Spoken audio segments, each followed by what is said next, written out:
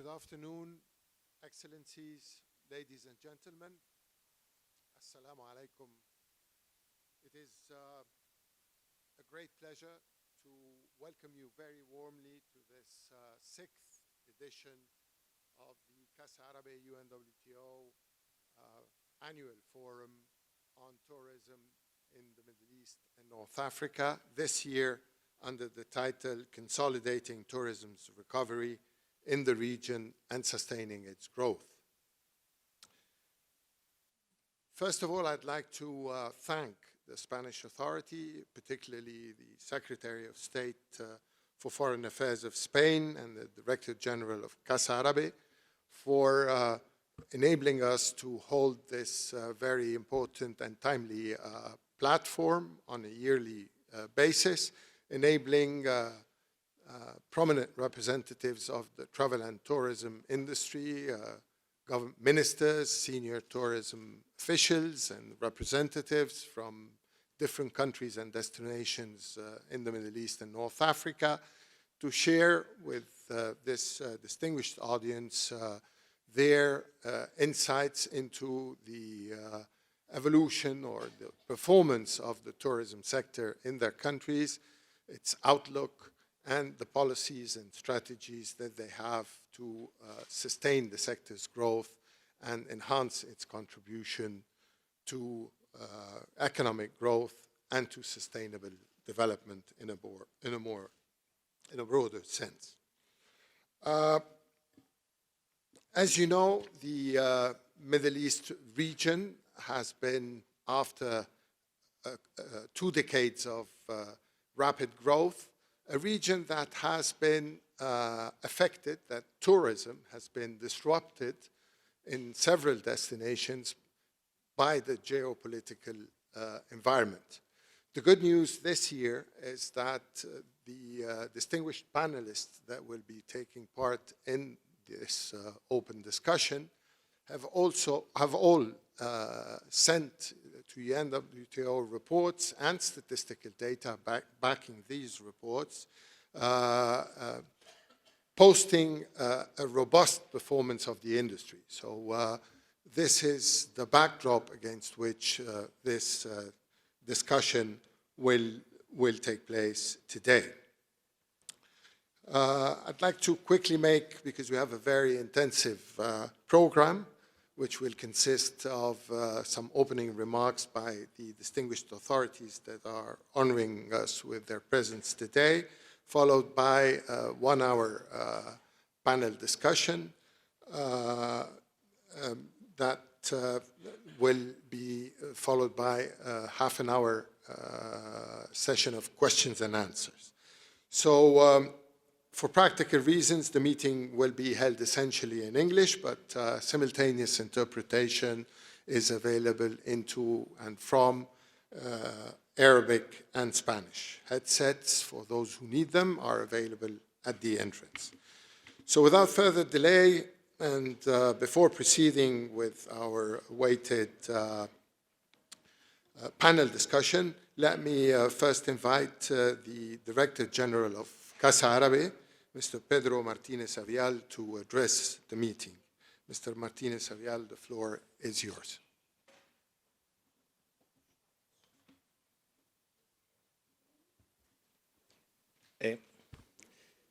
Buenas tardes. Good afternoon, everyone. Estimados señores ministros, estimado secretario general de la Organización Mundial de Turismo, estimado secretario de Estado de Asuntos Exteriores, estimados embajadores, amigos. Es para mí un placer darles hoy la bienvenida a esta nueva edición del Foro Ministerial que Casa Árabe y la Organización Mundial del Turismo han venido organizando estos últimos 6 años y que este año, como se ha dicho, lleva por título Consolidar la recuperación del turismo en Oriente Medio y Norte de África y apoyar su crecimiento. Esta actividad tiene lugar en el marco de la fructífera colaboración que Casa Árabe y la Organización Mundial del Turismo mantenemos con la Feria Internacional de Turismo de Madrid, FITUR, uno de los encuentros internacionales de la industria turística más importantes del mundo. Este año nos podemos congratular por los buenos resultados que ofrece el sector turístico, tanto en Oriente Medio como en el norte de África, consolidando la recuperación iniciada en algunos destinos el año pasado, tras años difíciles en los que se había visto afectado por la inestabilidad política y la inseguridad, así como por la crisis económica europea. Según los últimos datos de la Organización Mundial del Turismo, los destinos de los países mediterráneos, incluyendo Norte de África y algunos de Oriente Medio, dieron muestras de extraordinaria fortaleza. En los países del norte de África, en su conjunto, las llegadas internacionales durante los 10 primeros meses de 2017 crecieron un 13%, muy por encima del crecimiento mundial del sector, que se sitúa en el 7%. En Oriente Medio, algunos destinos repuntaron con fuerza y otros crecieron de forma sostenida, aunque la media regional se vio reducida a la baja por los declives de unos cuantos destinos, quedándose en conjunto en un 5% de crecimiento, lo que supone un resultado, sin embargo, muy positivo en comparación con los datos negativos de crecimiento de menos 2,6% del año pasado. En particular, Egipto, Túnez y Palestina en 2017 se recuperaron con fuerza de la caída de años anteriores, y otros países con un importante sector turístico como Marruecos, Bahrein, Jordania, el Líbano, Omán y Dubái siguieron registrando un crecimiento sostenido. Como en el caso de España, el turismo es un sector económico clave para las economías de buena parte de los países de Oriente Medio y Norte de África. Y es por esta razón que desde Casa Árabe consideramos importante organizar esta serie de encuentros a nivel ministerial con el objetivo de poner en común experiencias y saber hacer frente a las dificultades y los retos importantes que afronta el sector. El turismo es un importante vector de desarrollo, tanto a nivel económico como cultural y social, y es, por tanto, un sector vital para procurar crecimiento a la región y fomentar su estabilidad social y política. En este sentido, España, como líder mundial en el sector y por su cercanía a los países árabes, puede ser un socio para el intercambio de experiencias y el desarrollo de proyectos de cooperación. La primera edición de este foro tuvo lugar a principios de 2013, 2 años después del comienzo de la llamada Primavera Árabe, tras la que se produjo una drástica caída del turismo en la región, y fue dedicada a analizar las acciones y estrategias de los países afectados para reactivar la actividad turística. En años posteriores hemos sido testigos de momentos de recuperación, pero también de nuevas caídas en la actividad turística de muchos países de la región afectados por conflictos de larga duración y por la débil recuperación de la economía mundial. En estos años hemos venido observando las iniciativas y políticas introducidas por los países árabes para reactivar y fortalecer el sector, diversificar mercados de origen y la oferta de servicios y aumentar la cooperación turística entre destinos. En la mesa redonda de hoy se analizarán, de la mano de los principales dirigentes en materia de política turística en estas naciones, las tendencias actuales y las perspectivas del turismo en la región, en el nuevo contexto de consolidación de este crecimiento. Podremos conocer las distintas estrategias puestas en marcha para mejorar la capacidad de resistencia y adaptación del turismo y para acelerar y consolidar la recuperación del sector. Para ello, contaremos por primera vez en este foro con el ministro de Turismo de Bahrein, además de con los ministros de Marruecos, Líbano y Palestina, así como con autoridades turísticas de Egipto, Jordania y Emiratos Árabes Unidos. A todos ellos me gustaría darles la bienvenida y agradecer su presencia aquí hoy con nosotros. Entre el público quisiera destacar que, como en los 3 últimos años, además de importantes profesionales y representantes del sector, embajadores y amigos, contamos con la presencia de un grupo de estudiantes de Turismo y Relaciones Internacionales de la Universidad Rey Juan Carlos, que han sido seleccionados en el marco de la cooperación entre dicha universidad y Casa Árabe para que puedan ampliar sus conocimientos y especialización en el sector y emprender, tal vez, proyectos conjuntos de desarrollo turístico en el futuro. Antes de concluir, quisiera reiterar que creemos que es muy importante apoyar la cooperación turística y los intercambios entre los países de la región, dado que esto supone contribuir al desarrollo común de nuestros países y al acercamiento de nuestras sociedades. Por último, quisiera desear a todos los países aquí representados mucho éxito en la presente edición de FITUR y agradecerles su participación en la misma. Muchas gracias.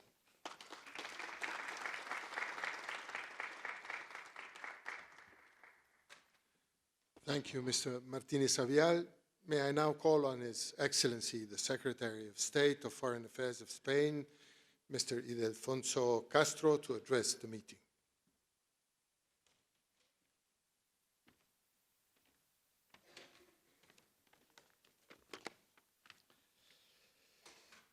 Buenas tardes.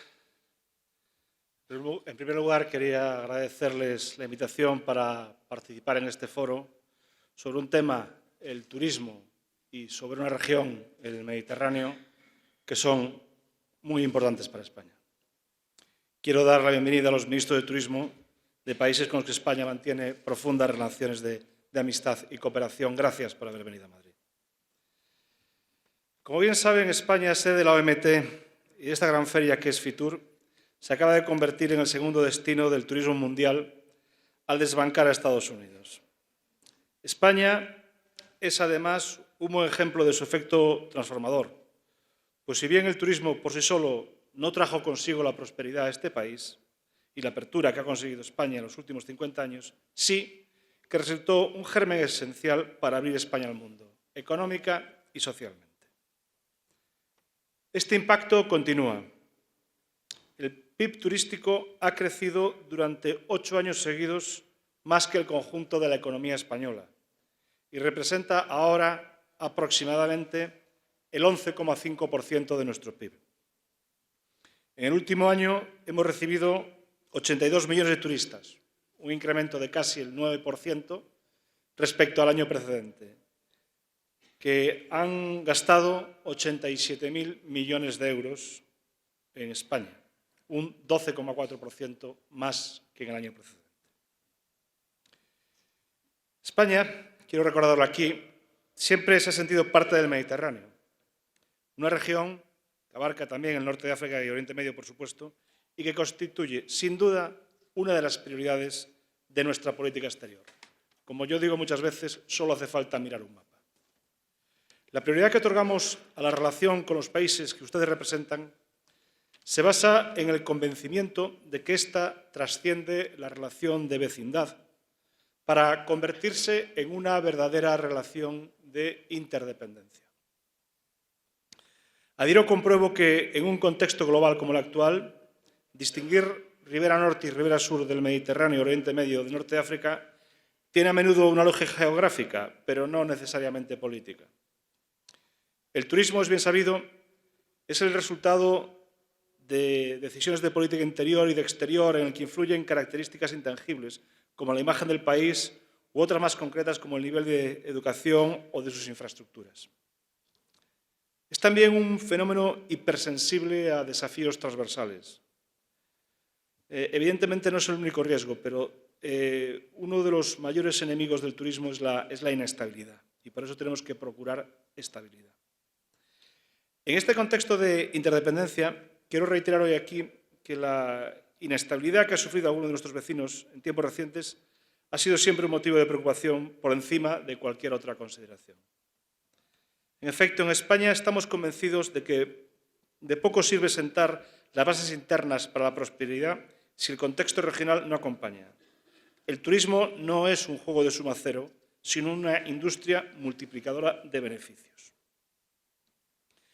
En España apostamos por una región mediterránea como destino turístico más importante del mundo. Trabajamos para ello con una visión global. Nuestras líneas de trabajo son múltiples y complementarias. Solo quisiera mencionar unas cuantas. Cooperamos con nuestros vecinos en fomentar la estabilidad regional. Ponemos a disposición de nuestros socios nuestra experiencia mediante acuerdos, intercambio de visitas y programas de cooperación. Potenciamos el papel de los organismos internacionales como la UE, la ONU, la OCDE y la OMT, cuya relevante labor contribuimos a cimentar. Todos los años, las citas de FITUR nos obligan a hacer balance y mirar al futuro también. Este año puedo afirmar con satisfacción que las perspectivas son alentadoras. A pesar de los desafíos, hay motivos para un cierto optimismo.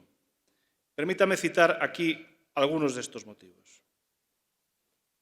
El punto de partida es excelente.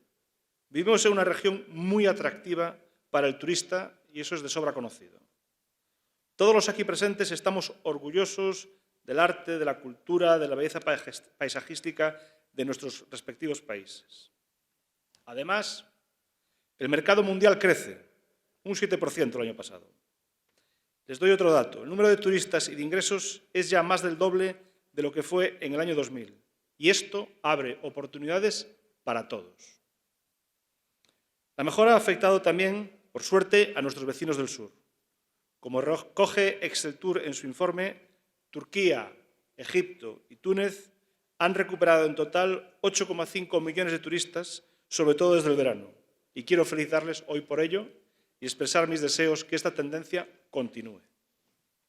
Finalmente, las nuevas tecnologías permiten poner en contacto a unos turistas cada vez más abiertos a destinos emergentes con proveedores locales que pueden acceder a un mercado local. Voy terminando. Creo que estas perspectivas deben animarnos a continuar nuestros caminos de mejora. Como recuerda la OMT en sus estatutos, el desarrollo del turismo contribuye al desarrollo económico, pero también a la comprensión internacional, a la paz y al respeto entre naciones. Los países de acogida se abren al mundo y los viajeros abren su mente. Como dijo con humor el escritor Mark Twain, viajar es un ejercicio de consecuencias fatales para los prejuicios, la intolerancia y la estrechez de miras. Y para finalizar, quiero desearle, como he hecho hoy en la mañana en otro foro, la mejor de las suertes al nuevo secretario general de la OMT, que tiene una ardua tarea, pero estamos seguros que lo va a hacer muy bien. En España lo conocemos muy bien, porque previamente ha sido embajador de su país aquí y sabemos de su buen hacer y estoy convencido que será un elemento muy importante para consolidar esta recuperación del turismo en el norte de África y en Oriente Medio. Muchas gracias. Thank you, Your Excellency. May I now call on the Secretary General of the World Tourism Organization, Mr. Zurab Pololikashvili, to address the meeting. Thank you, dear. Good afternoon, dear ministers, dear ambassadors. Salam alaikum. Dear Secretary of State, very, very good friend, Don Delfonso Castro. Thank you for your warm words. Thank you, dear Mr. Pedro Martinez Avial, the director of the Casa Árabe. Casa Árabe is giving fantastic opportunity to Arab countries to promote their culture, their art, their history, their tradition, their gastronomy, and finally it's the tourism together. And thank you for your excellent job to give this opportunity to these fantastic countries to promote their tourism opportunities. I know how difficult, especially for this region, to say goodbye to our common friend, Mr. Taleb Rifai, but be sure that I will be also very, very close to you, and you can ask him how I love your region and your countries since I knew him. And welcome to Madrid, and I think that next years we will work closely and we will have very interesting results in the long-term run. It's my pleasure to address you the first time like a Secretary General. I'm very pleased that I can do so after such a positive year for tourism in many destinations across the region. According to UNWTO data released this week, international tourism grew 5% in Middle East in 2017 and 13% in North Africa. The figures are too positive in each region, and I'm very happy, and I'm very happy that have also the positive figures in Middle East region and Northern Africa. Organization predicts the MENA region will be among the fastest growing by 2030. These results certainly speak to that prospect. Many countries put on their political agenda to develop tourism infrastructure, and it's very interesting. I had several meetings with several ministers these days, and I really impressed the investments in such interesting programs and projects the region has, and I'm sure that in the very, very next future we will have this dynamic and this growing results all over the region. The region performance is the result of strong public tourism policies. Policies to support safety, security, accessibility, investment, innovation, diversification towards new market and segments, close cooperation with the private sector. Still, we know the region faces important challenges. To plan for sustained growth in tourism means addressing these challenges and seizing existing opportunities. To do so, I would propose we look into two key issues. The first might be tourism as a builder of peace. Tourism is a global peace sector because it unfurls people. We need tourism if we want peace, and at the same time we need peace and sustainability to promote the travel. Sustaining tourism development and supporting the growth of our sector in the MENA region will translate into more stability in the region. As a key issue in this equation is that of travel advisories. UNWTO is working strongly to ensure that travel advisors are accurate and updated regularly. We are here to work with you in bring source markets and destinations.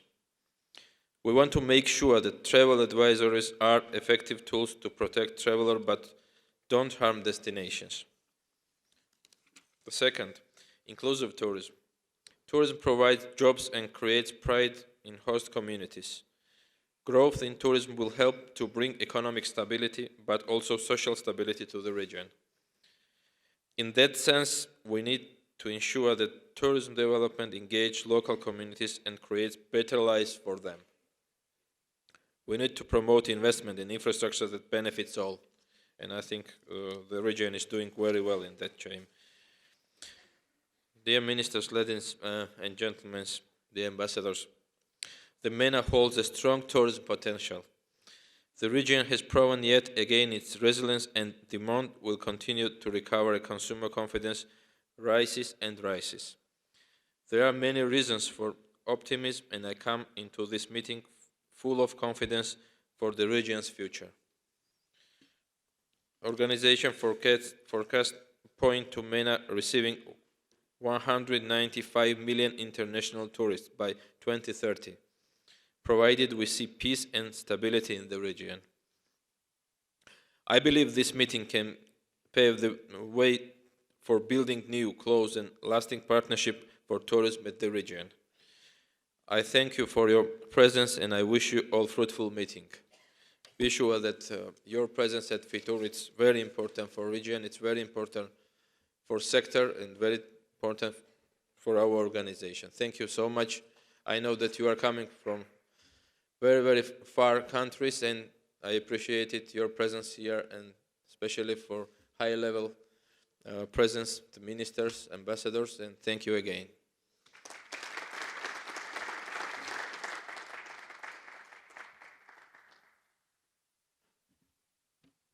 Thank you, Mr. Secretary General. Before starting with the proceedings of our panel discussion this afternoon, the President of the Arab Tourism Organization, Dr. Bandar bin Fahd Al Fuhayyid, the Arab Tourism Organization is headquartered in Jeddah, has asked to deliver to His Excellency Secretary General a token of appreciation and congratulations on his election as Secretary General of UNWTO. So, Dr. Bandar, would you like to do that now? Jay, okay. So maybe it can be later then. But, let me move now to the second part of this meeting, which is the panel discussion. And may I call on His Excellency, the Minister of Industry, Commerce and Tourism of Bahrain, Mr. Zaid Al-Zayani, to please take his seat on the podium. Can I also invite Mr. Hisham Al-Dumairi, Chairman of the Egyptian Tourist Authority, to join the podium. Mr. Dr. Abdulrazak Arabiyat, the Managing Director of Jordan Tourism Board. Could you please also, he is now a usual participant in this event. His Excellency Mr. Avedis Gidanyan, Minister of Tourism of Lebanon, please join the panel.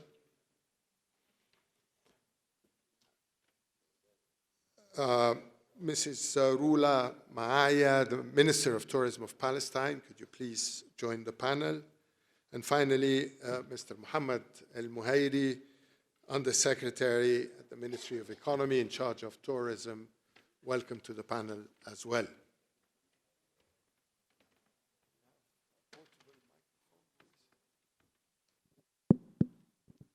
Yes, apologies for that technology constraint. Welcome again, and thank you for joining us this afternoon. Let me start with the Minister of Industry, Commerce and Tourism of Bahrain, Minister Al-Zayani. Bahrain has been among the destinations in the region which has posted the most positive results in the year, 12.8% increase in the volume of visitor arrivals. And we know that tourism is now a key strategic priority sector in the policies of the government of Bahrain. And we would like to invite you to share with the audience your own assessment of the performance of the sector and the perhaps some insights into your country's new policies as a priority, strategic priority.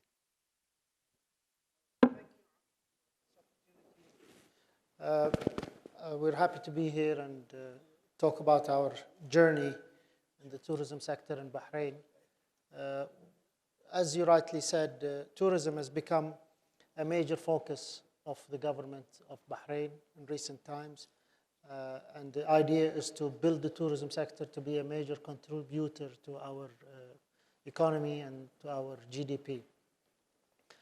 In order to do that, we were tasked at the later part of 2015, beginning of 2016, to repackage Bahrain. What can Bahrain offer? How do we position ourselves?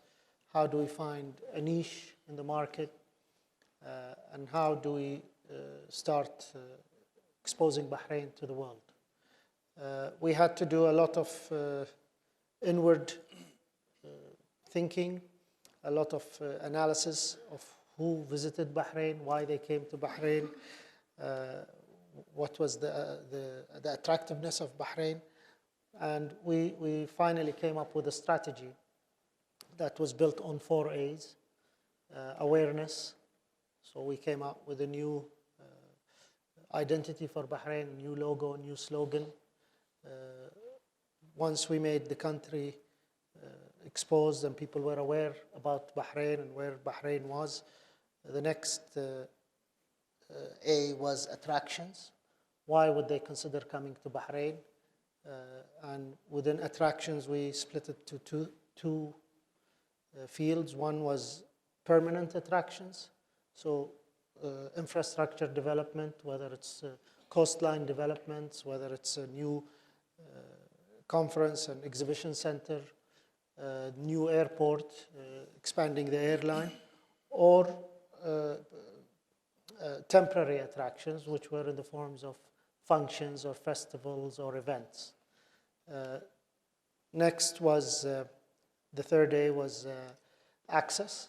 how would they get to Bahrain? The major artery to Bahrain today is the King Fahd Causeway with Saudi Arabia. That links us with the rest of the GCC and Saudis particularly. We also are undergoing an expansion in the airport to triple the capacity of the current airport. And a growing part of our business inward coming passengers come through the cruise ships. So we're developing the infrastructure to accommodate more, to make it easier for our visitors to come in. And the last A was accommodation. We did a market analysis, what was missing, where do people stay, and we came up with a new classification for the hotels, service apartments, and to encourage more and more investment in that sector. I think the strategy gave us a focus. Within the strategy embedded were KPIs that the Tourism Authority took on board and committed to achieving in the 3-year horizon of the strategy. We have managed to double our contribution to the GDP in 2 years. So I think that is a great achievement for tourism. And today we see more and more appeal for people to invest in the sector, more and more appeal for people, especially Bahrainis, to be part of the workforce in the center. So soon we'll be launching a new hospitality school in Bahrain to reinforce the values of the sector. And we're looking at it really not just as hotels, but the whole F&B sector, the whole customer service in terms of tourism. With the help of the UNWTO, we launched a national tour guides training program. Within less than 18 months, we've exceeded 120 graduates from that program, and we've licensed them as official tour guides covering 9 languages. So I think a lot of strides have been done. What we think has been achieved so far is the first step, really. And from here, we look upon to building more and more, and we expect the volumes to exponentially grow. So even at that initial stage, we've had a good degree of increase, but I think we're just starting on our next phase. Thank you, Your Excellency, for this very interesting information about the qualitative evolution that tourism in Bahrain is undertaken, not only in terms of development of and diversification of the product base, but also in terms of the infrastructure, in terms of expanding the source markets, working beyond the intra-regional tourism now and looking beyond, and also about introducing new forms of tourism, which seem to be very promising for your country indeed. Let me move to Mr. Hisham El-Demiri, the chairman of the Egyptian Tourist Authority. Egypt is one of the major destinations in the region. It has recorded a significant recovery last year. So as chairman of the Egyptian Tourist Authority, can you explain a little bit what were the factors that motivated this strong bouncing back of more than 50% of the volume of travel 56. To Egypt, 56.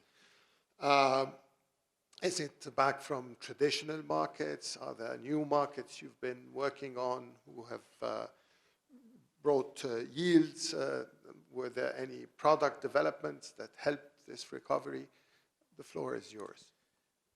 Thank you very much first of all, thank you very much for giving us this opportunity to share with all of you our experience during 2016 and 2017. Matter of fact, for reason we all know that Egypt went through very tough circumstances starting from 2011 up till 2015 or early 2016. And our main challenge, like many other countries in the Middle East and Africa, it was the brand perception of the country. Since October 2015, we had a travel ban from most of the feeder market towards our destination. We used to have almost 75 to 80% from our business mix coming from European destination and mainly from 4 countries only, which is UK, Germany, Russia, and Italy. We had a travel ban after the Russian air crash. And we started really to work out another strategy in order to portray the image of the country and to work on the brand perception on the country. And as you all know, that the brand perception, this is not only the responsibility for the tourism offices, or this is a responsibility starting from the presidency up till every single human living in the country. We worked hard, and we started to invite celebrities and to accommodate fam trips and press trips. And I have to tell you that during 2015 and 2016, we accommodated over 6,000 celebrities, either familiarization trips, press trips, bloggers, famous people, either politicians, sports people, whatever. We were trying really by all means to deploy as much ambassadors as much as we can in order to send a positive message about our country and to give the right image about Egypt. And definitely starting from 2017, we started to experience the success of this plan. And the travel ban has started to be released gradually, started to flying back to Egypt, starting to be more precise, starting from the last week of January 2017. And we start to experience a systematic and constant pickup either from the traditional market and from non-traditional market. We moved in other direction, but this has started before even 2016, that the major problem that we have in Egypt, that we were really focusing on very limited number of countries and very limited type of traveling. All industry decision makers started really to work hard to integrate and to penetrate new markets. And this strategy really has yielded up with a great success starting from the last quarter of 2016, and we started to see a real pickup from non-traditional market in addition to the traditional market. Another thing that we started to introduce to the entire world, because a new type of traveling, a new segmentations, because for quite a long time, we focused on the mass production, and we focused mainly on Egypt, or we focused to expose Egypt as a beach destinations, and this actually led to more than 75 to 80% of our business mix was coming to either to Sharm el-Sheikh or to Hurghada. So we started to introduce a new type of traveling. We started with the Holy Family trip, and we started to develop this type of, or this segmentation. Definitely, there is no huge number started to come, but this is a new segment, and we started to introduce the medical tours, and we started to introduce the MICE business, Luxor and Aswan, and the classical Egypt as well, through a very condensed campaign we worked on. And PR activities started to pick up again as a backbone for the tourism industry in Egypt. So all of these momentums of action really have created a tremendous pickup from both the traditional market like Germany, like Italy, like UK, and the non-traditional market like Czech Republic market, the Eastern market. And we have some figures I have to share it with you. For example, the business mix, the percentage of the West European market in 2010. 2010 was the benchmark year in Egypt. We have generated more than 14 million. The European market was representing in 2010, including the Russian, was representing almost 80%, and excluding the Russian was almost 68%. Today, by the end of 2017, the European market represented only 52%. While we have many other nationalities or many other destinations, like the Asian market including India and including China, were representing only 5 to 6% in 2010. Now, by the end of 2017, it represents more than 12%. The Arab market, for instance, as well. The Arab market represents in 2017 more than 30%, while in 2010, in our benchmark year, was presenting only 15%. Meaning that through the proper diversification of both business mix and nationalities and the type of offering we offer to the entire world, the strategy for Egypt started really to succeed and to penetrate a great success. Dr. Arabiyat, you're now a usual participant in this panel. It's always a pleasure to have you with us, and thank you for making it this time as well. Jordan's also results for last year are post an 11% increase. Could you give us some insights into the evolution of the source markets to Jordan and about your activities, your promotional activities? Jordan is a benchmark in its e-marketing campaign, so we would like you to share with us about your experience in providing real-time information to the consumer about your product offerings in time, perhaps, that the consumer would be reluctant to visit the region because of a negative perception. Thank you, Amr. And again, thank you for inviting us to being here with you to share the results and to share experience, what we did so far for the past 3 years, actually. Yes, the results we closed the 2017 by increase 12%, and the tourism receipts by 16%, which is a good number, a good start.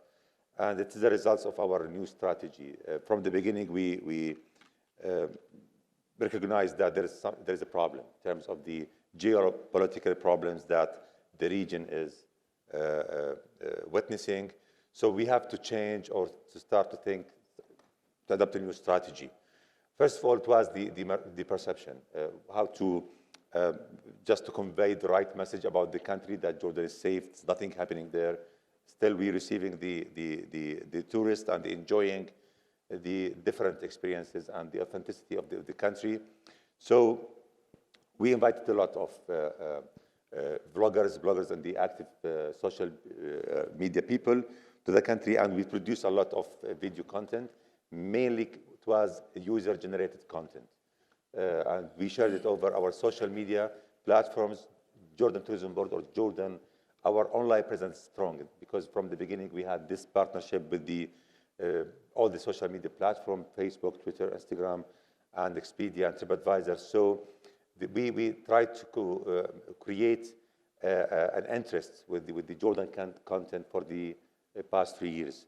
This resulted on start talking about Jordan positively, about what's going on, and to try to differentiate the country from other countries that are having some problems. The strategy was based on just to identify what we have in terms of the products that we have and start to matching with the preferences of the tourism. As you know, all the behavior of booking and the way of booking has just been changed rapidly for the past 3-4 years in terms of the experiential tourism. There is not any more sightseeing. Now we are witnessing or seeing that the site doing where the tourists are coming to the destinations, want to interact with the local community, tasting food, and having something new. So we identified the products that we have. Actually, Jordan, we have a lot to offer in terms of the experiences. History and culture, we are talking about an open-air museum. So we put this segment and we put a unit specialized how to promote this unit. We created the Convention Bureau, and this was really a rapid change in our strategy, and it was a success story by creating the Convention Bureau, where we succeeded to host or to win some bids to especially the medical congresses and conferences. We're talking about between 3,000 to up to 5,000 participants will come to Jordan and enjoy the Dead Sea, where the convention center located. The other thing, the adventure tourism, it's a very important experience and segment in Jordan. We launched recently the Jordan Trail, which is similar to Camino de Santiago here in Spain. It's a 650 kilometers.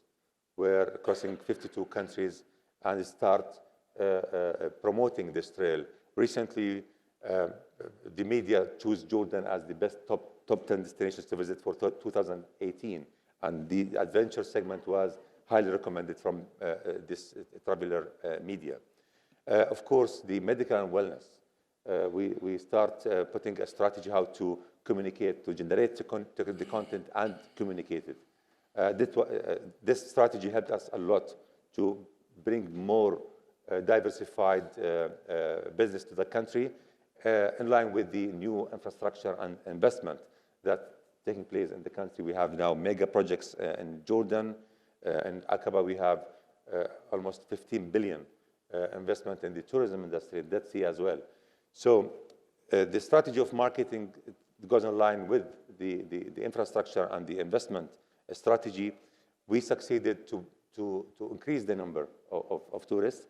Last thing, we started working on it, which is the accessibility to the country. We convinced the government to waive all the taxes in the local airports, which is, I think, 70% of the tourism formula is the air connectivity. We used to charge $60 per passenger on our airports. So we waived the taxes in Aqaba and Marka airport, just two local airports, and we succeeded to bring charters to the country. And now we are talking about between 15 to 20 charters operating to Aqaba airport, and we are in negotiation with the two big low-cost carriers to come to the country, because I think without just providing an affordable air ticket prices and with the diversified and authentic experiences, you will not have achieved our targets. This year, 2018, we are optimistic that we will witness another double digits of increase in the number of tourists. And of course, we diversify our source markets. We opened China, we have an office there, and we did this coalition or alliances with the other airlines like Etihad, Emirates, where we combined Jordan with Emirates as a combined packages. And we succeeded in this strategy where we increased the Chinese numbers to that country. Now we are talking about 70,000, 2017. Compared to 2016, we were about 25,000. So all of these strategies and tactical actions on the marketing resulted on the increase of the number of tourists, and hopefully that now we will witness more increase in the numbers for 2018. Minister Gedanyan, Lebanon also has posted one of its best results in many years. I think 12% increase in the volume of arrivals. It has also diversified its product offerings. You embarked on an aggressive promotional campaign. Yeah. Can you give us some insights into these measures that you've taken to achieve that Lebanon not only has recorded such an increase, but has become, in the media, in the specialized media, one of the most sought destinations in this time? First of all, thank you, Dr. Abdul Ghaffar, for this opportunity. If may I say, maybe my colleagues from Jordan, Egypt, and Bahrain talked about their problems and their actions to solve these problems. They may be a big similarity between the problems concerning the perception to our countries and maybe the media negative influence on our image outside our countries. I think Lebanon may live the best touristic year on 2017. In order to give figures, we were at the best second year since 1951 in numbers of incoming tourists to Lebanon. We had around 1.9 million tourists. We are a small country. We don't speak by billions or 10 of millions. So, and in 2010, we had the best year in incoming numbers, around 2,170,000. So I would clarify that we started to work on tourism and we started to have a strategy in the second half of 2017. But since Lebanon is one of the best touristic destination in the Middle East, and when we had our political stability and security, the tourism was increased by himself. We did not do a big push in the tourism in the first 6 months, because I was a new minister, and as you know, we had no president for two years and a half. So we had our president in the end of 2016, and then we had a new government, so we work on it. Maybe what we have done differently from our colleagues is that we have a big diaspora outside Lebanon. And this can help us to increase the number of tourists to Lebanon. We have only in Latin America, in Brazil, around 8 million Lebanese, Brazilian from Lebanese origin. And we are now working on this sector because we are confident that those people have some affection and nostalgia concerning Lebanon. We had some problems in airlines and affordable packages. We are working on it.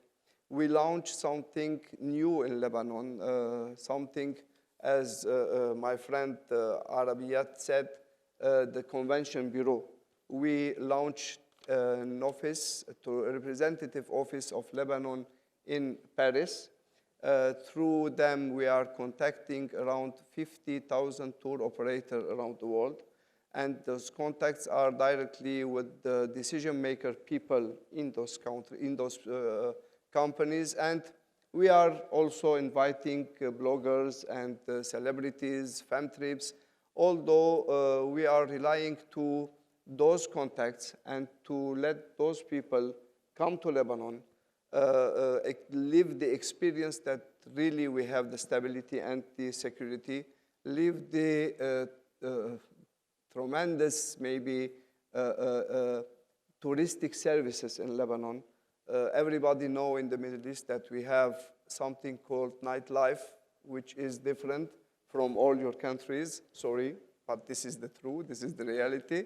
And we are really quite sure that if we can make decision makers come to Lebanon in the or the main players of the touristic sectors come to Lebanon, we will be able to convince them to schedule Lebanon in their 2018 or 2019 programs. We are also working on the diversification of the tourism. We are working on the religious tourism and cultural tourism. 1 hour ago, I have a meeting with the Greece Minister of Tourism, and by the umbrella of UNWTO and Mr. Mo, we are now working on the Phoenician Roots program. We will create a product between Lebanon, Cyprus, and Greece, and this is the first itinerary of the UNWTO project for the Phoenician Roots. The first step is between Lebanon and Greece and Cyprus, and then Malta, Italy, and Spain, etc. So we are going to find a combined product for these 3 countries, because we, after our efforts, find that a big number of tourists are searching for those kind of tourism, relying to the religious and cultural one. And you know, Lebanon is very rich by religious sites and cultural sites. So to conclude everything, I might say that we are on the right track. We are trying our best, because I am lucky, I have a good product to sell, and I'm trying to be the best salesman in the region to sell the product. And I might say, if we met in January 2019, we will have a big surprise in the sector of tourism in Lebanon. Thank you.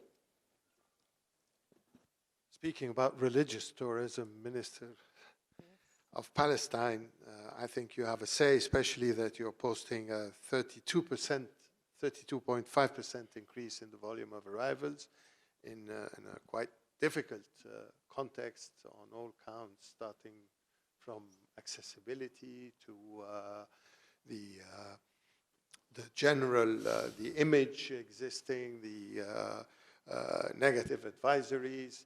So what is the magical bar that you use to achieve these results? How was it, first question would be, was it limited only to religious tourism, or there are other market segments that you have been working on during last year that have contributed to these results?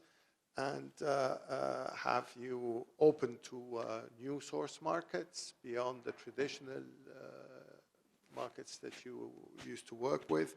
How do you explain? What is your assessment of these achievements? Yes, thank you very much, Amir. Hello? Yes, thank you very much. Well, actually, maybe we, as Arab countries, we're somehow related. When there's an increase in one country, there are increases in other countries.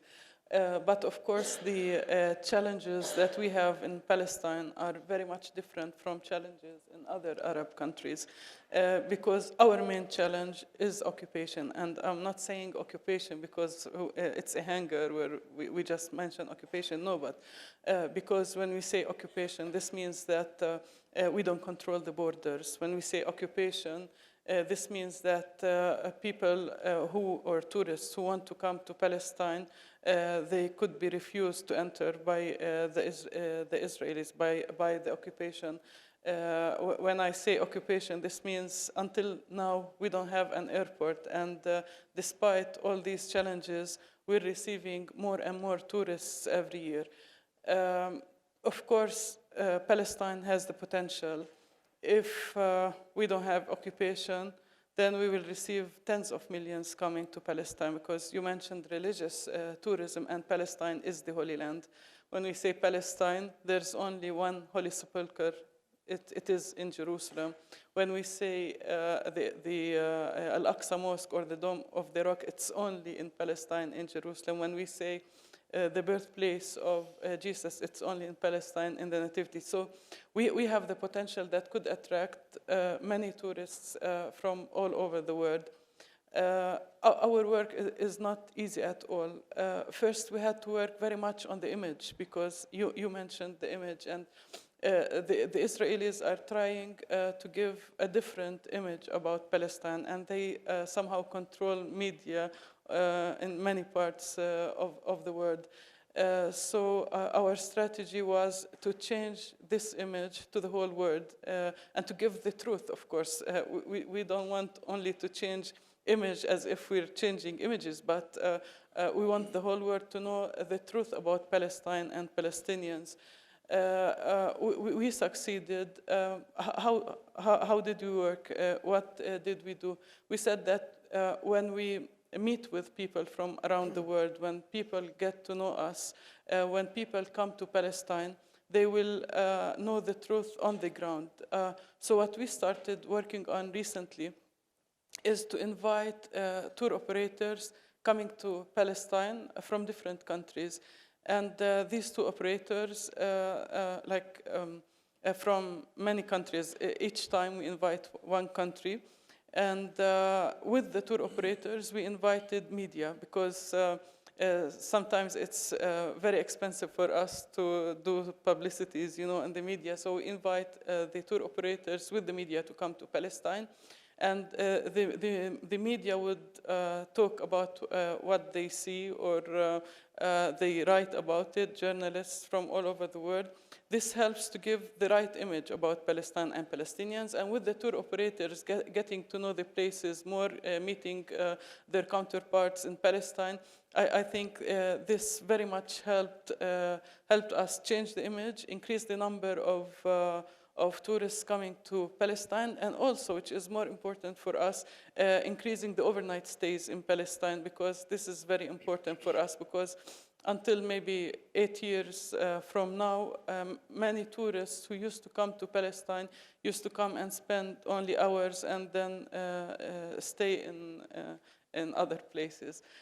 So this was a real challenge for us. We succeeded for the last maybe 5-6 years to attract more and more tourists to Palestine and to make them stay in Palestine. You mentioned religious tourism. Of course, when we say Palestine, it is the Holy Land, and this is the most important. But for many, many years, religious tourism was only a Christian pilgrimage to Palestine. I remember when I came to office and started talking about Islamic tourism to Palestine, people could not very much understand it. They said, how come are you going to attract Muslim tourists to Palestine while Palestine is still under occupation? And you know, some people will be afraid of normalizing with the occupation and so on. But we worked hard on this. And now we have only, for instance, from Turkey, more than 130,000 coming each year from Islamic tourism, also from Indonesia, Malaysia, and these countries who can come to Palestine, and it's easier for them to come than any other Muslim or Arab countries. We also worked on, we say, of course, Palestine is the Holy Land, but there are many other attractions that could attract tourists from all over the world and could attract like a different generation, because when we talk about religious tourism, most of the time they are people over 50 or sometimes over 60, but if we look for other kinds of tourism to Palestine, we could attract the younger generation, and we started working on community-based tourism and trails to Palestine. This was quite new, but it started attracting more and more tourists from all over the world, even from Palestine, Palestinians themselves and Palestinians living in Israel. So many tourists started coming for this kind of tourism to Palestine. And of course, every tourist who comes to Palestine, for instance, to walk through Palestine, they would love to see the religious and historic places in Palestine. So wherever you go to Palestine, you can find these historic places, religious places, the nature in Palestine. My friend from Lebanon said they're a small country, but we're even smaller than Lebanon, but we have the diversity. Like in few minutes, you can move from a green area to a desert. The desert, you can see the mountains, the rocks, not like the desert maybe you could see in other places. So we started working on this because we wanted to attract as much tourists to Palestine as possible. Of course, the nationalities that traditionally used to come to Palestine, we believe that it's important to strengthen our work in these countries so as to increase the tourists coming from these countries. So we're participating in many activities all over the world, in conferences and workshops, and also in tourism fairs, exhibitions like Madrid, because we want to give the opportunity to our private sector to meet their counterparts from all over the world. Also, we started working on new markets, which we never worked on before. And maybe I give an example. We started only in Romania, for instance, working 3 years ago, and Romania now became one of the top nationalities coming to Palestine. We participated last year in 2 tourism fairs there. We invited the media and tour operators, and in less than 3 years, they became one of the top nationalities. Also, we started working on the with the East, We participated in tourism fairs in Japan, for instance. Now, at this moment, we're participating in India. These are new markets we never worked in before, but we started working on recently, and we received many tourists from these places. So I believe that if we can open more and more markets, we will continue working on new markets and also strengthening the existing markets so that we will bring more and more to Palestine. The challenge with the old markets, let's say, was that if we go back to 8 years from now, for instance, most of the tourists that were coming to Palestine were not coming through Palestinian tour operators. Now, most of the tourists coming to the Holy Land, not only to Palestine, are coming through Palestinian tour operators, which this was from the very beginning our strategy. If we strengthen our tour operators, if we give them the opportunity, then they will attract, they will work with their counterparts from all over the world, and the benefit would be for us as Palestinians. I think this is in general what we did, but of course, because we live in a different political situation, the political situation also affects the tourism in Palestine. For instance, the year 2014, the first half of the year was the best ever, but then we had the war on Gaza, and you know what the Israelis, what they did. So after that, we had a decrease and cancellations that went up to 70%. So we're working despite all these problems. But talking about last year, 2017, I think it was, not I think, but statistics say that it was the best year ever because the first half of the year, almost all the hotels had occupancy around 70%, but from end of August until the end of the year, we had almost full occupancy in all hotels in Palestine, which never happened before.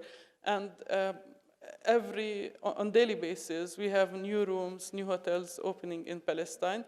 We hope that this year, 2018, would be even better than 2017.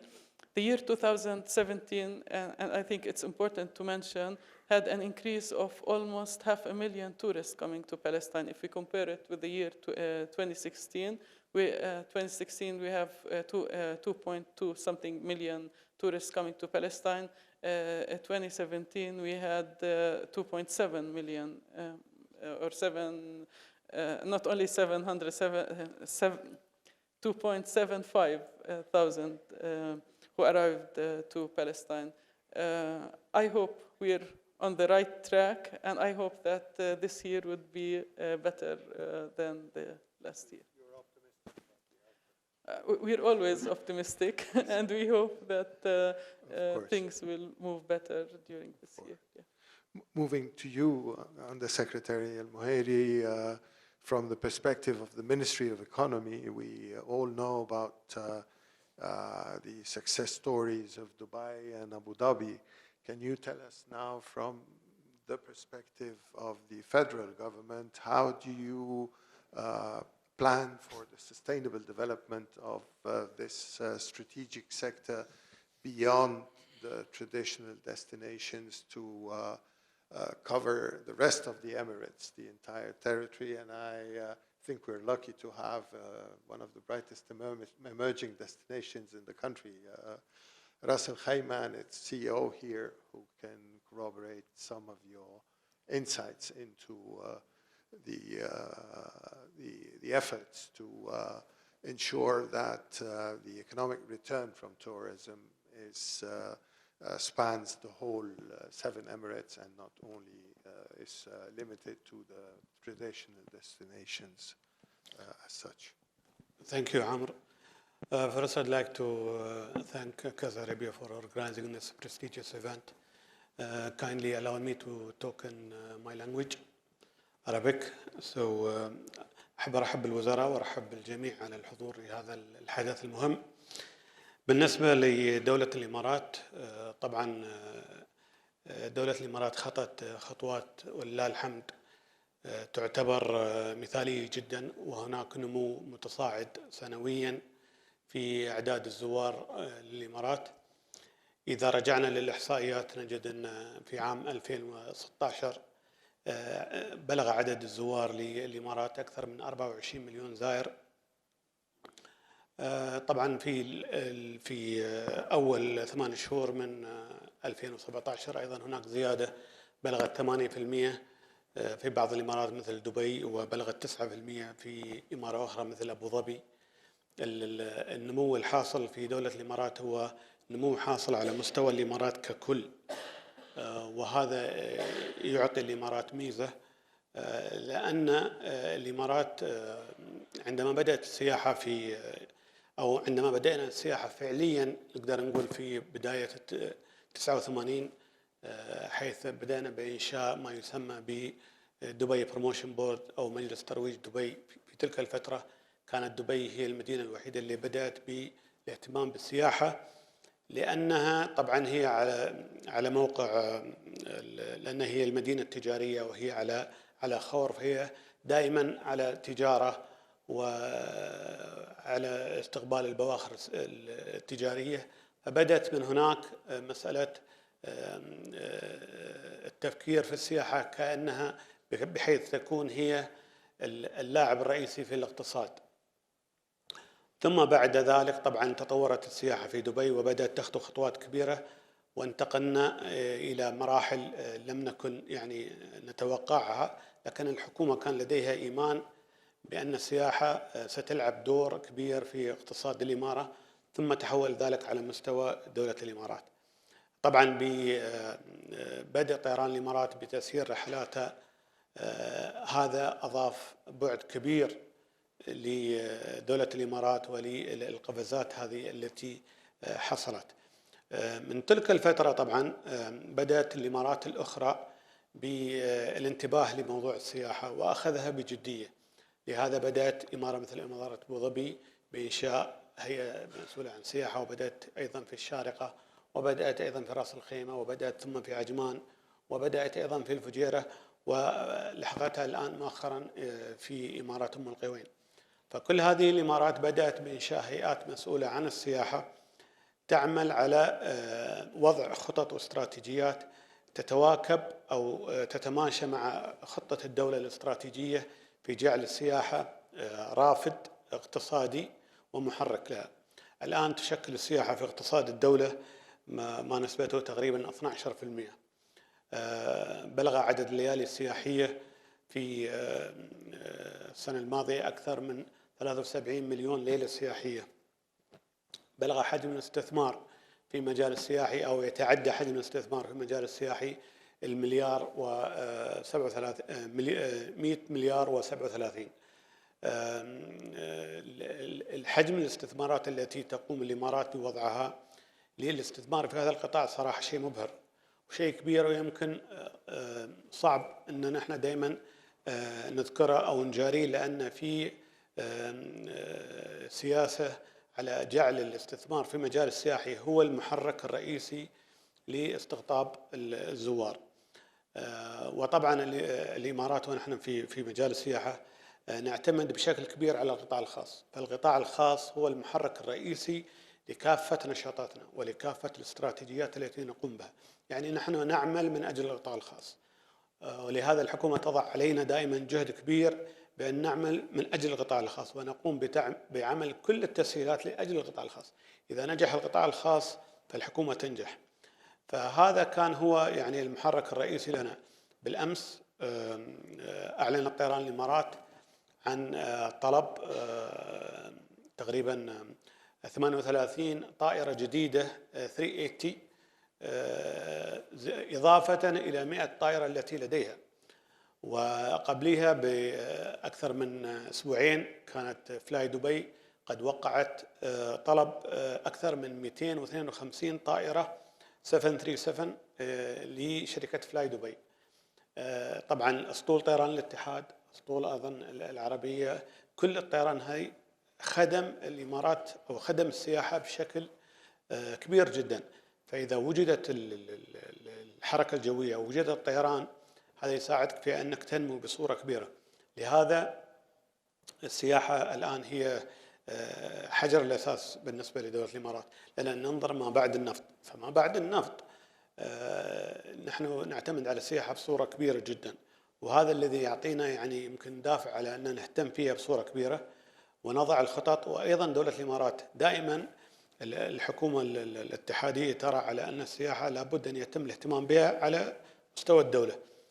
لهذا بذلنا جهد كبير في الفترات السابقه. بعد ان انشات الهيئات المحليه بدانا جهد كبير لننتقل على المرحله على مستوى دوله الامارات على المستوى الاتحادي.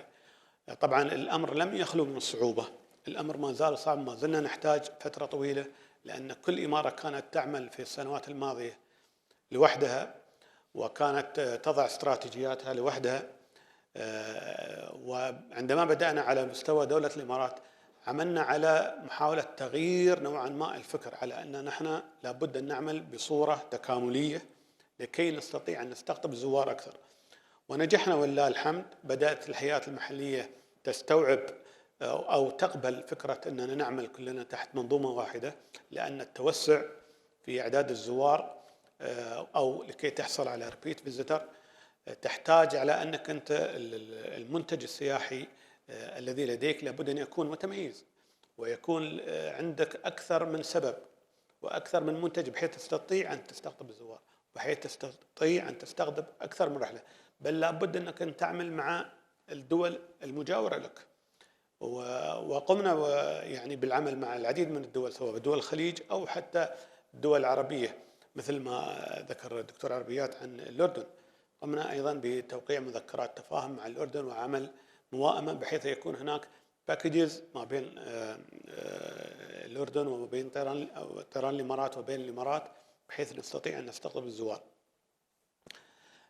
طبعا الآن نحن الجهد الذي دائما تضعه الحكومة علينا جهد يعني كبير، ولكن الحكومة هي الداعم الرئيسي لنا. مؤخرا تم بالأمس الإعلان عن أكثر من مشروع سياحي. يعني أنا يمكن أعرف فيها وأنا في الطيارة، يعني من كثرتها ومن كثر الاستثمارات. في الشارقة تم إعلان عن 3 مشاريع سياحية، فنادق، وأيضا في مدينة كلباء.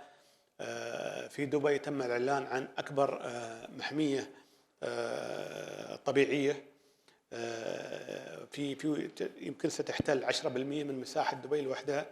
قبلها تم الإعلان أيضا في مدينة الشارقة عن محمية كبيرة. في رأس الخيمة أيضا سيتم الإعلان عن مشاريع كثيرة. أيضا الأخ أخي العزيز هيثم مطر ممكن يحدثكم أيضا إذا رغبتم في ذلك. ففي عندنا يعني نمو متصاعد، وهذا النمو يضعنا تحت ضغط كبير، ونتأمل إن شاء الله يعني في المرحلة المقبلة أن نحافظ على النمو. نتوقع إن شاء الله في عام 2018 النمو يصل من 6 إلى 7%. نستمر في هذا النمو ونطمح إلى أن الجميع ينظر إلى دبي إكسبو وما سيحمله دبي إكسبو لدولة الإمارات بشغف، لأنه غير أو سرع من وتيرة العمل في المجال السياحي، بالذات في المشاريع السياحية. الكل ينظر على دبي إكسبو على أنه سيضيف إضافات كثيرة، وهذا الذي نأمله، سواء كان في عدد الزوار أو سواء كان في عدد المشاركين الذين سيحضرون. أكثر من 150 دولة الآن وقعت على أو أعطت الضوء الأخضر لمشاركتها. فدبي إكسبو هو سيكون محط أنظار دولة الإمارات، وسينفع أيضا ليس فقط دول الإمارات ولكن كل الدول العربية والدول المحيطة بنا. ونتأمل إن شاء الله أن نحافظ على هذا النمو في السنوات المقبلة. Thank you, Mr. Mulheri. Maybe Mr. Matar, would you like to give the perspective of Ras Al Khaimah? Sure. Thank you very much for the opportunity. Welcome, everybody. It's enlightening to hear the stories and the education from around great and established and mature destinations than an upcoming and rising destination like Ras Al Khaimah. We're much smaller than Lebanon as well, and we are setting really ambitious targets for growth. 1 million visitors by the end of this year, a big jump from 500,000 visitors only 3 years ago. We're at 900,000 visitors today, and our more ambitious target by 2025 is to reach 3 million visitors. That puts us alongside countries like Oman. So I think the key question out that you probably want us to answer all is the sustainability of this growth. And whilst there's no secret recipe to the growth in tourism, there are some key ingredients. And one of the key ingredients to the growth in tourism is stability. And we've seen, the stability in Lebanon has enriched the growth of tourism. Similarly in Jordan, and we are very much grateful to the fact that Egypt is now, receiving tourists again. And fortunately, in the UAE and the GCC countries, we have enjoyed this safety and stability for such a long time. The other ingredient, obviously, for sustaining growth is the non-traditional ways of marketing and using technology today to our advantage and really capitalizing on digital media, as Dr. Abdelrazak mentioned Jordan, who has been really a pioneer in driving growth through digital marketing and through user content. We are learning from these destinations, and we are adapting new ways and new approaches to marketing our destination. The UAE, as Mr. Mohammed Nuhairi mentioned, does really enjoy this great diversity in its offerings. So we've got 7 emirates that have beautiful and diverse natural landscapes, and also a different focus on tourism as a whole in terms of driving in tourists for different attractions. Abu Dhabi has recently launched the Louvre, and Dubai has so many great attractions coming online, and obviously, as Mohammed mentioned, Dubai has led the way in tourism for the UAE. It has become a great gateway. 95% of the visitors to Ras Al Khaimah come through Dubai Airport, with Emirates Airlines and Fly Dubai being the largest suppliers. So really, I think there's no trick to sustainable growth, but it is actually reliant very much on the political environment, the stability of the country. And we can see as a whole, the Middle East is enjoying a fantastic growth this year. And as we see more countries like Syria coming back online with receiving tourists, there's plenty of tourists around. We know from facts that 1.2 billion tourists travel across borders, and we expect that growth to reach to 1.8 or 2 billion tourists. So there's plenty of people traveling around, but it's not only the number of travelers across borders, it's also the number of travel or visits they do make. And we understand the behaviors of today's millennials. They do several trips per year. And this is where we have to think the millennials who like to visit a number of destinations throughout the year on every holiday, they don't necessarily go to one place. And one key success to sustainable growth is also going to have to be that repeat business. How does a destination work on ensuring that there's repeat visitors?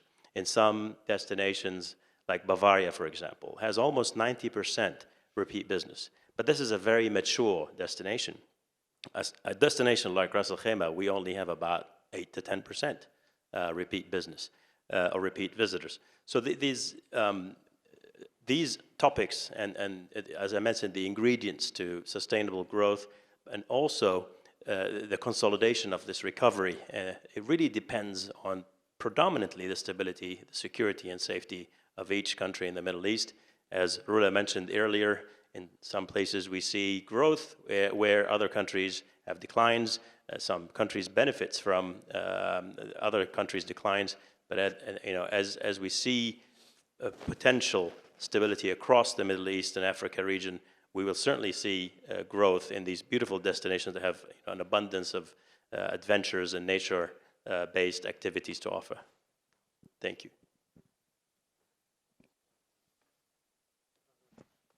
Now, Because of time constraints, let me address a quick question to all the participants, perhaps starting with Your Excellency, Minister Ziani, because I know you have to catch a plane. What would be your main challenge to sustaining the growth that you have experienced this year over the coming years, especially that you have now targets of doubling the contribution of tourism to the national economy?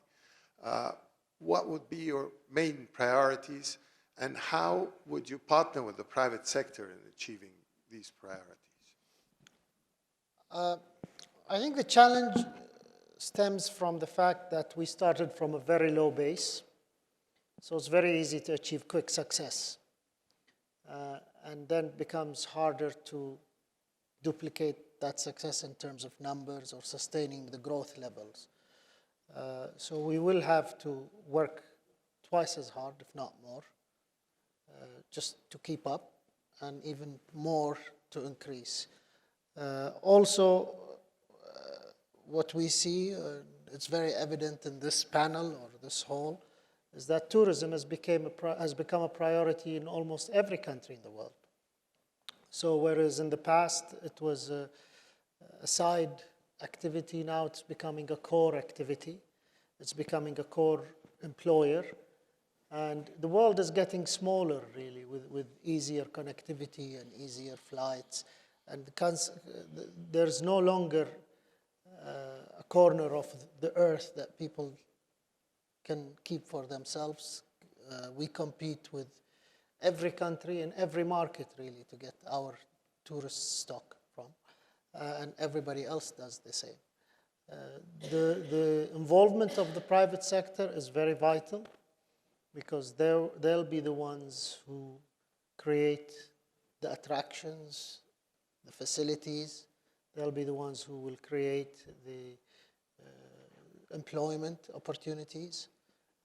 And in order for that to happen, I think governments would have to lead the way to plant the seeds. And once they see the lucrative part of being in the tourism sector, we're quite confident that investments will flow. We've seen that in Bahrain. We've seen it in many neighboring countries in the region. Peculiar to Bahrain, we're very optimistic and excited about the transformation that is going on in Saudi Arabia. The opening up of Saudi Arabia, the emphasis on tourism in Saudi Arabia, we see that as a great opportunity for Bahrain. It's a market of 35 million, by far the largest in the GCC, and the closest to Bahrain. If you look at the population centers in Saudi Arabia, they're all within driving, apart from Jeddah and the Western Province, but the rest is all even within driving distance to Bahrain. So we look at Saudi to be one of our growth markets. We don't see it as a threat. I think the opening up and liberalization of Saudi will benefit the whole region, if not the whole Arab world. There's a lot of disposable income in that country as well. And we were very fortunate to be right next door to them. So hopefully that is where I see the growth. We have also embarked on expanding our geographical reach. So we're looking at Europe, we're looking at the East, India, China, Russia, and the North. And we feel that it's starting to pick up there. A lot of them didn't know where Bahrain is. Again, we are smaller than Lebanon. I think we're competing. We are the biggest one at the end. Yeah. You're much bigger than you think. It's very unusual that people compete for smallness, but yes. This is how it is, I guess, today. But we've managed in the last year to position Bahrain and to, part of the awareness campaign, just to let people know where Bahrain is. So there's a lot of hard work to be done ahead of us. Any other comments from the panelists about potential regional cooperation between neighboring countries? You've all mentioned that if one country is doing well, it has its repercussion on the neighboring country. So perhaps, like His Excellency just mentioned, in the case of Saudi Arabia, the huge transformation that the country is going through and the potential that this may have on a neighboring country like Bahrain, do you see other opportunities similar to this one of cooperation with countries within the Middle East region? Any of you would like to comment on that? Dr. Arabi. Thank you. I think we were talking just before about we are really happy to see Egypt recovering again, because I can tell you exactly we have 40% of our tourism is combined with Egypt, and even with Lebanon. Yeah. If you see that the long-haul destinations, they prefer to visit more than one country. I'll give you an example, the Chinese. Their behavior, the first day they take picture with the Burj Khalifa in Dubai. Second day, the selfie will be in Petra, and the third day will be in the pyramids. So this is the behavior. It is a trend now, especially with the social media platform, the Instagram. It's a motivator for tourists just to be proud that they are moving from destination to other destination and to try to combine as much they can from experiences. So we are looking positively to the Egypt and Lebanon to come again, because the combined packages, I can assure you that all the long-haul destinations, even the South Americans, are used to come to our region as a combined packages because they fly more than 7 hours. So, and the vacation between 10 and 15 days. So nobody can cater for them just for 15 days. So they split their vacation between these countries. That I think one of the things that we are looking forward today to have this combined marketing plans together and go doing roadshows, sales calls under the umbrella of the airlines to promote our countries together. I think this is the next step should be taken, hopefully with the ministers, that we can do something in the near future. Thank you. Any other comments? Maybe when you said about, I have a microphone, thank you. When you said about the challenges, I think one of the challenges that I see that we have is maybe the rooms, because demand is high, but the rooms, the projects that we need to have them ready on time, because there is a demand. Another challenge is, I see it, is the marketing, because we always have a pressure on marketing all destinations in the Emirates, and that's require that we participate and do a lot of marketing and continue marketing, because there are so many projects, so many attractions the government announce from time to time, and that require a huge budget into marketing those. We now have almost 20 minutes for questions from the audience. I think it's unfortunately time to close our meeting today. And I couldn't do that without thanking our panelists, their excellencies, the ministers and the senior officials who have joined us today to give you their insights into the situation and prospects of tourism in the region. And I'd also like to thank Casa Árabe, our partner, for making this meeting possible. So thank you very much.